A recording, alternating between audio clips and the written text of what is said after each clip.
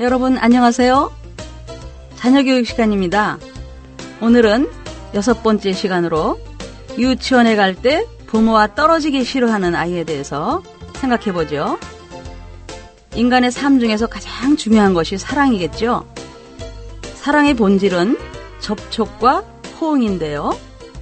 어린이는 최초의 애착 대상인 엄마가 주는 사랑과 보살핌의 질에 따라서 애착과 신뢰가 만들어집니다.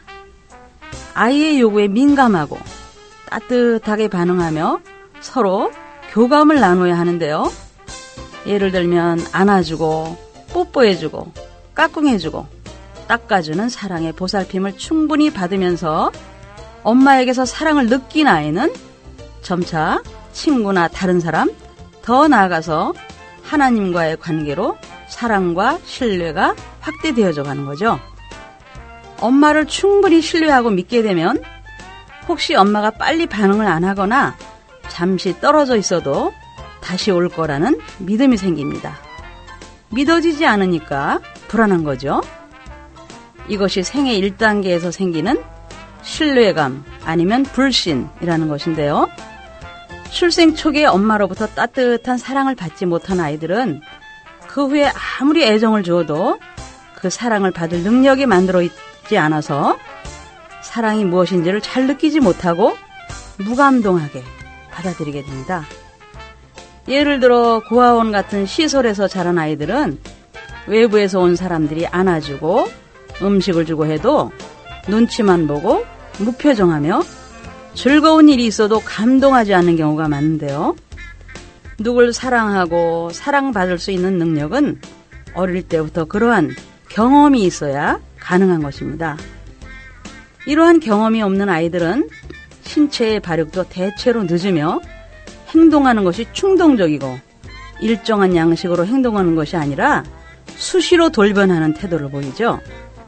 또한 자녀에 대한 부모의 사랑이 결여된 어린이들은 문제 행동이나 정서적 부적응, 또 이상 행동을 하기도 하며 안정감이 결여된 어린이일수록 애정을 받으려고 찡얼거리거나 이상한 행동으로 주의를 끌려고 하죠. 이런 아이가 성인이 되어서 어느 날 누군가가 자기를 인정하고 사랑한다고 말한다면 아무 생각 없이 모든 것을 너무 쉽게 주어버리고 말죠.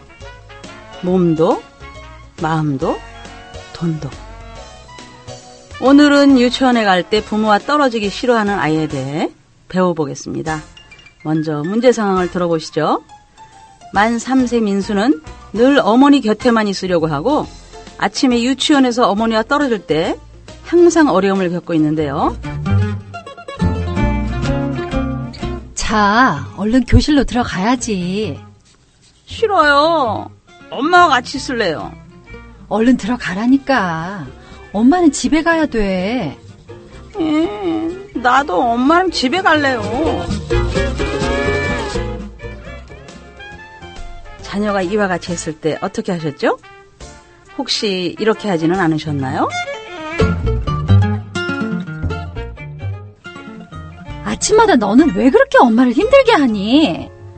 다른 친구들은 교실에서 혼자 씩씩하게 들어가서 잘 놀고 있잖아.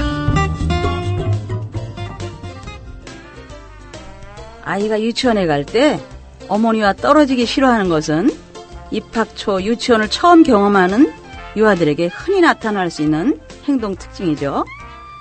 유아가 이런 행동을 보이게 되는 원인으로는 다음에 3가지를 들 수 있습니다.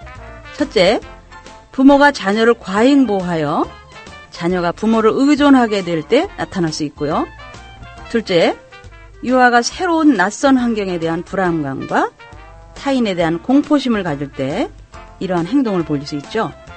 셋째, 과거에 어머니와 억지로 떨어졌던 격리 불안의 경험이 원인이 되어서 유아가 어머니와 떨어지는 것을 싫어할 수 있겠죠. 그럼 지도 방법을 알아볼까요?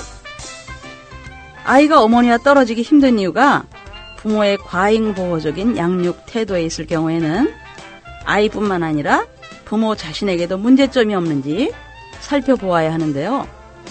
직장 생활을 하는 어머니의 경우는 아이를 잘 돌보지 못하는 미안함에 오히려 과잉보호를 하게 되는 경우가 많습니다. 과잉보호적인 부모는 자녀를 유치원에 강제로 들여보낸 후에 불안해서 숨어서 지켜보는 경우가 많은데요. 아이는 이러한 어머니 행동을 눈치채게 되기 때문에 유치원에 적응이 더욱 어렵게 됩니다. 그러므로 어머니의 자신이 자녀에 대하여 불안한 마음을 갖지 말고 자녀가 유치원에서 잘 적응할 수 있다는 신념을 갖는 것이 중요합니다. 아이가 새로운 환경에 대한 불안감과 타인에 대한 공포심이 있을 때는 어머니와 떨어지는 연습을 단계적으로 하는 것이 필요하죠. 단계적, 상담에서 아주 중요한 단어죠. 처음에는 어머니와 함께 유치원 활동에 참여하다가 유아가 함께하는 시간을 점점 줄여나감으로써 아이의 정신적인 적응을 도와줄 수 있습니다. 이때 부모는 담임교사의 도움을 받는 것이 우선적으로 필요하겠죠. 또한 타인에 대해서 공포심을 가질 때는 선생님과 친구들은 모두 널 좋아한단다 같은 말을 해줘서 아이가 유치원에 소속감을 갖도록 지도해야겠죠. 유치원에 가기 전에 유치원에 대한 좋은 인상을 심어주는 예비 교육이 있었으면 더욱 좋겠죠. 과거에 어머니와 격리 불안의 경험이 원인인 경우에는 어머니가 자녀와 떨어져 있어도 부모 자녀 간의 유대관계가 지속적으로 유지되고 있다는 것을 확신시켜줘야겠죠. 예를 들면 부모가 자녀와 떨어져 있다가 다시 만났을 때 어머니는 내가 참 보고 싶었다. 내 생각을 많이 했다. 엄마와 떨어져 있어도 잘 지내는 걸 보니까 참 기쁘다.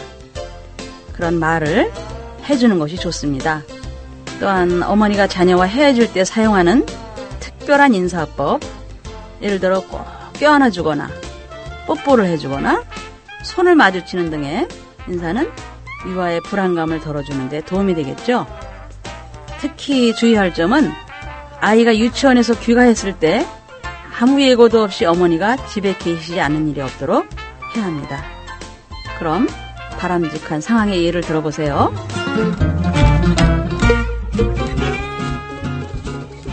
민수야, 교실로 들어가야지.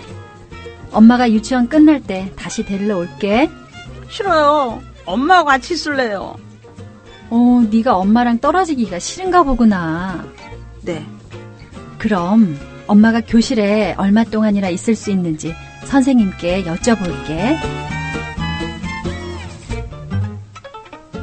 선생님께서 자유놀이 시간 동안만 엄마가 교실에 있어도 된대.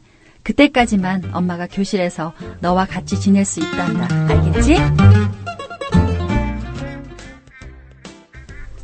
유아가 입학 초기에 어머니와 떨어지기 힘든 경우에는 강제적으로 떨어지게 하기보다는 부모와 교사가 협력하여 시간이 좀 걸리더라도 점차적으로 환경에 적응할 수 있도록 도와주는 것이 바람직한 것이죠. 상담 기법에서는 점차적으로 적용시키는 것을 중요하게 다룹니다. 다음 기회가 있을 때 점차적인 적용의 단계를 자세히 알려드릴게요. 감사합니다. 안녕히 계세요.